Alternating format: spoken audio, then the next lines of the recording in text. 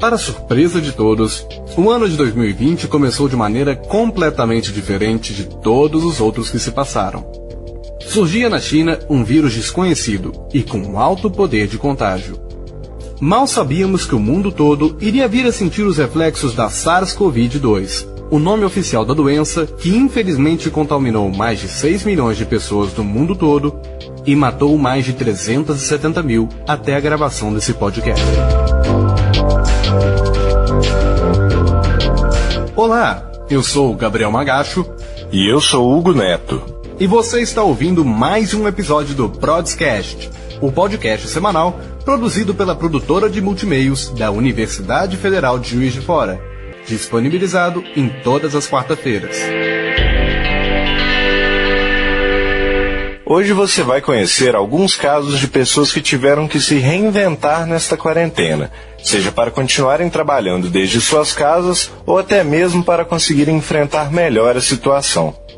Como ainda não existem vacinas ou remédios com eficácia cientificamente comprovada para o combate ao coronavírus, a alternativa encontrada pela ciência para que as pessoas possam se proteger é chamada de distanciamento social, onde basicamente qualquer atividade com aglomeração de pessoas deve ser evitada. Como consequência, houve fechamento de escolas, universidades, lojas, shoppings e bares, além da diminuição de aproximadamente 65% do tráfego global de aeronaves e do fechamento de fronteiras entre os países, algo inimaginável em um mundo tão globalizado. Dessa forma, o isolamento social exigiu que o mundo se reinventasse diante dessa dificuldade. Como você pôde ouvir no último episódio do Prodscast, mesmo com várias consequências, escolas e universidades transformaram suas aulas presenciais em aulas online, na tentativa de não perder várias semanas de aula. No caso do jovem escritor João Gabriel Paulsen, o distanciamento social surgiu quando sua turnê literária estava prestes a começar. João é aluno do curso de Psicologia da UFJF e foi o vencedor do Prêmio Sesc de Literatura 2019 na categoria Contos. Com isso, ele ganhou o direito de publicar seu livro por uma editora e de viajar por todo o Brasil divulgando sua obra, algo de extrema importância para qualquer escritor, principalmente para os iniciantes. Meu livro é composto por 9 narrativas, são 9 histórias curtas que se diferenciam muito entre si. Do ponto de vista estilístico, eu passo pelo prosaico e vou até o fantástico, e também do ponto de vista temático. Mas, ao mesmo tempo, existe um fio condutor que atravessa a obra, e esse fio condutor está relacionado a uma sensação de angústia e isolamento, o que dialoga muito com aquilo que a gente está vivendo hoje. É muito interessante que o seu livro, que foi lançado ano passado, dialogue com esse período tão difícil que nós estamos passando. Agora fala pra gente, João, como está sendo esse período de distanciamento social para você? É uma sensação um pouco angustiante saber que seria um ano geograficamente amplo, assim, vamos dizer, mas que está sendo um ano extremamente localizado. Eu estou passando meu tempo todo em casa, lendo, deitado na cama, mas ao mesmo tempo é uma boa oportunidade para refletir, para repensar. No meu caso, é uma boa oportunidade para repensar as minhas ideias sobre arte, sobre escrita. É um tempo favorável para o estudo, aliás, porque a gente não tem muitos compromissos que ficam deixando a gente louco. Eu imaginava que seria um ano extremamente atarefado, eu ia ter muita coisa para fazer, ia ter que lidar com a faculdade, ia ter que lidar com as viagens, com outros estudos que eu faço de línguas. Pelo contrário, está sendo um ano bastante vazio. Eu acho que o mais importante no momento de isolamento social é saber preencher o próprio tempo. Às vezes nem tanto criar rotinas, mas saber como não transformar tudo isso em tédio, assim. Então, eu acho que a leitura é uma arma poderosíssima nesse sentido. É um recurso do qual a gente pode lançar a mão sem medo. A gente nem vê o tempo passar e acaba que depois a gente fica ocupado com aquilo que a gente está lendo e pensando. Então eu tenho me salvado assim. É muito bom também ter a oportunidade de ter um tempo livre para escrever, muito embora eu não esteja escrevendo muito.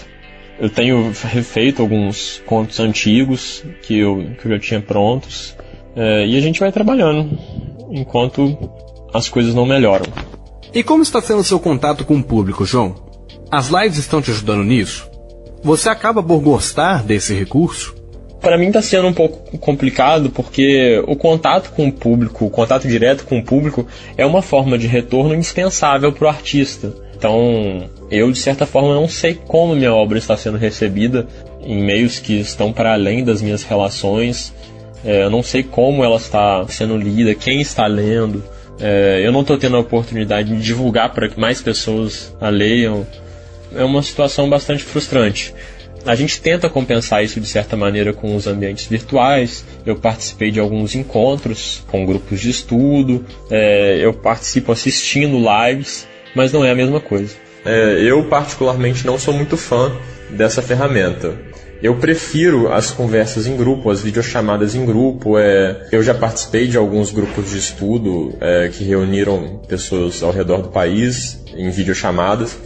Então, eu tenho a sensação de que é um evento mais prazeroso, é um evento mais produtivo, sabe? Porque você tem a oportunidade de conversar com as pessoas, assim, como se você estivesse próximo a elas. Elas participam, elas conversam, e você não fica ali dando uma palestra, como acontece nas lives que disponibilizadas por essas redes sociais mais famosas, como o Instagram, o YouTube. A live é uma alternativa, sim. Ela é uma ferramenta que pode te ajudar a promover a sua obra e tudo mais, mas do meu ponto de vista, eu não gosto tanto, porque ela se assemelha muito a uma palestra, e eu prefiro a conversa do que a palestra.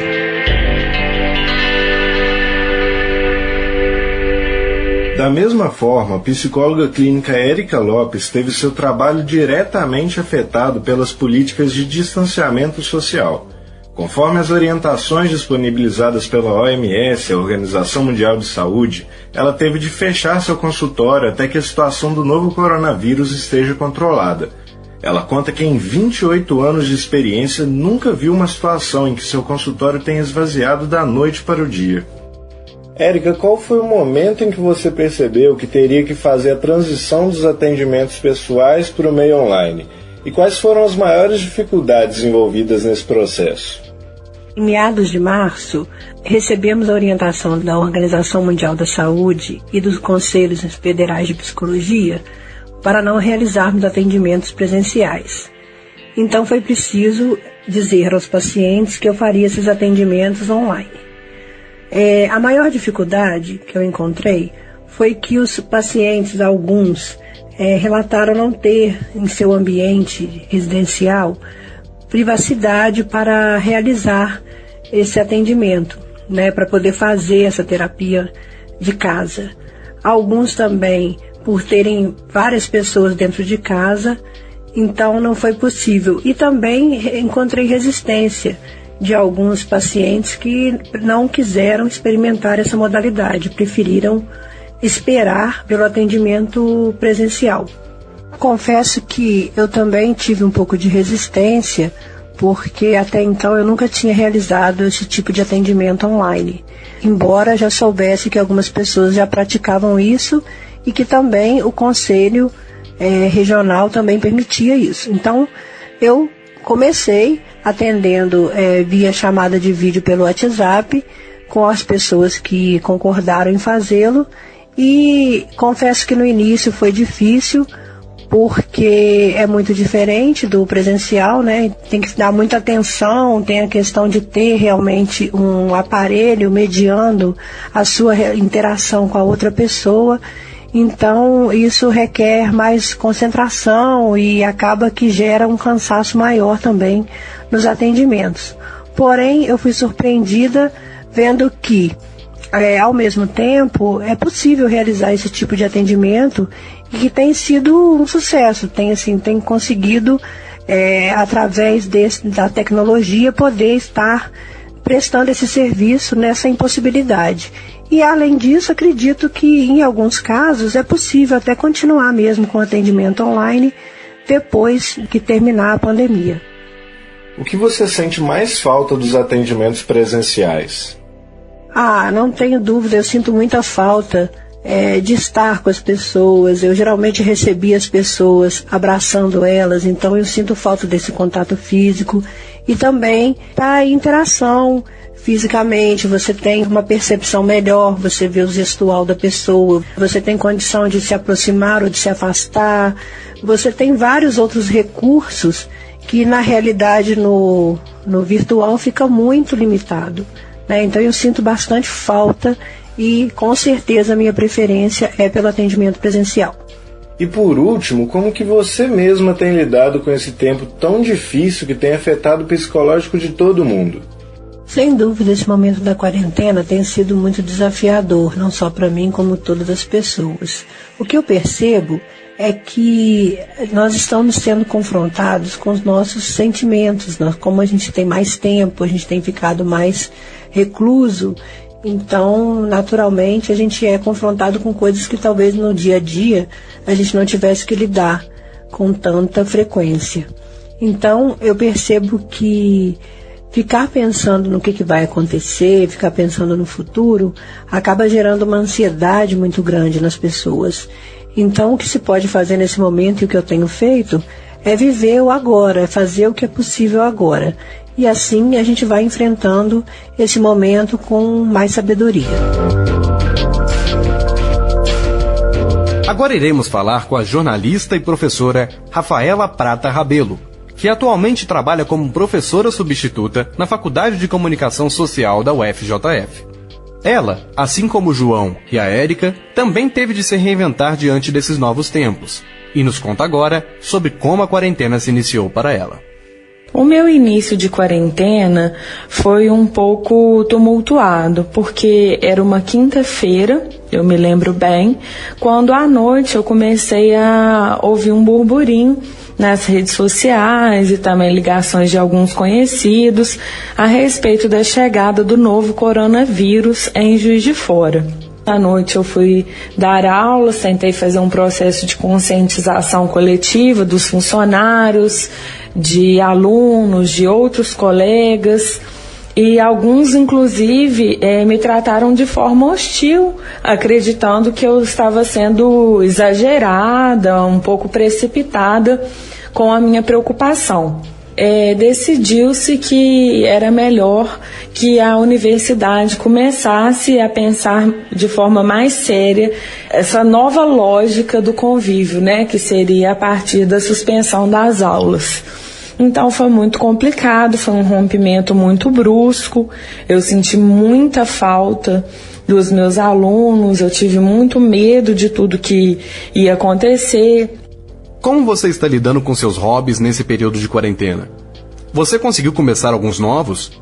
E como você se adaptou para continuar com os antigos? Tenho feito aulas online com o meu professor de artes marciais com modalidades funcionais de lutas. Então, nesses momentos em que eu faço treinos 2 vezes por semana, e são treinos bastante intensos, eu consigo colocar para fora um pouco dessa minha indignação. Eu também estou fazendo um curso online na área artística, que eu deveria ter começado antes da pandemia, mas não foi possível. Então, posterior, né, nesse processo aí de isolamento social, eu consegui arrumar um tempinho na agenda. Quais foram as maiores descobertas que a quarentena te possibilitou, seja tanto no lado espiritual quanto pessoal? Eu faço uso de uma técnica havaiana chamada Ho'oponopono, que você também consegue se conectar com seus ancestrais. Então, você ter um ritual, seja ele espiritualista, seja ele de qualquer religião, qualquer doutrina que te traga algum conforto, que te faça ter alguma esperança de um futuro melhor. E, sobretudo, eu descobri que a gente faz sim a diferença na vida de muitas pessoas, e às vezes é com um gesto simples, é com muito pouco, às vezes é só de você ligar para uma pessoa, de você mandar um áudio, uma mensagem para a pessoa saber que você está ali com ela, torcendo por ela, e que ela pode contar com você em qualquer momento que ela precisar. Então eu acho que esses laços solidários, mesmo virtuais, eles se tornaram muito mais entrelaçados, as pessoas mais do que nunca perceberam que dependem uma das outras, não só de profissionais essenciais como os garis, os lixeiros, os profissionais da área de saúde, os jornalistas, mas a gente precisa de gente. Um ser humano é um ser humano social, ele precisa viver em grupo, em comunidade. Bom, chegamos ao fim do nosso Prodiscast, mas antes de terminar, queremos deixar uma mensagem muito importante para você. Não existe problema algum em não ser produtivo nesse período de quarentena. O mais importante é você estar bem com você mesmo e cuidar também de quem está à sua volta. Esta edição do Prodiscast teve a produção de Breno Castro, Gabriel Magacho, Hugo Neto, Iana Rodrigues e Wesley Pereira. Edição de Carol Toledo e apresentação de Gabriel Magacho e Hugo Neto. Eu fico por aqui. Até o próximo episódio do Prodiscast.